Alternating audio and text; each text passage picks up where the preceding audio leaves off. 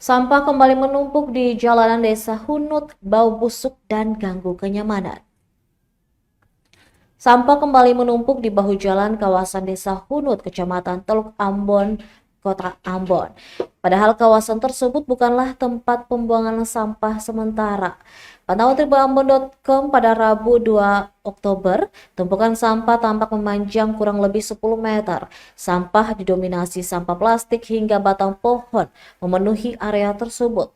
Tak hanya merusak pemandangan, tumpukan sampah juga mengeluarkan bau busuk yang mengganggu kenyamanan pengendara. Salah seorang pengendara, Sukli Amalia, mengaku kesal melihat kondisi tersebut.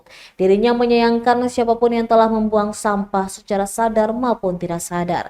Sementara itu, salah seorang warga desa Hunut, Warosni, mengaku sampah tersebut bukan buangan warga setempat.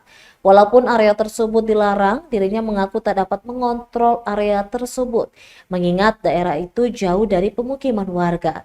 Sebagai informasi, sebelumnya Dinas Lingkungan Hidup dan Persampahan Kota Ambon telah membersihkan area tersebut pada Senin 1 Juli 2024. Nah, hanya itu, mereka juga langsung memasang poster larangan pembuangan sampah pada area itu, sebab area wilayah itu bukanlah tempat resmi untuk membuang sampah.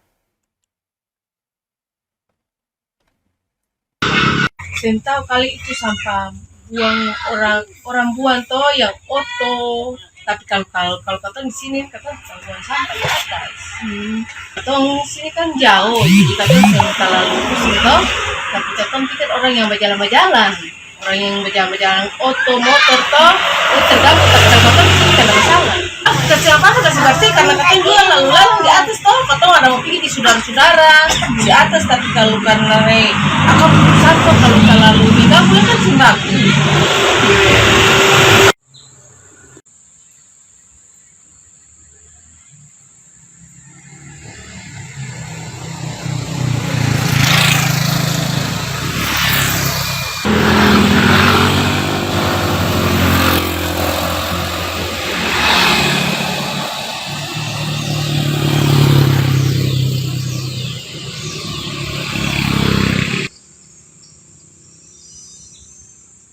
Download Tribun X sekarang, menghadirkan lokal menjadi Indonesia.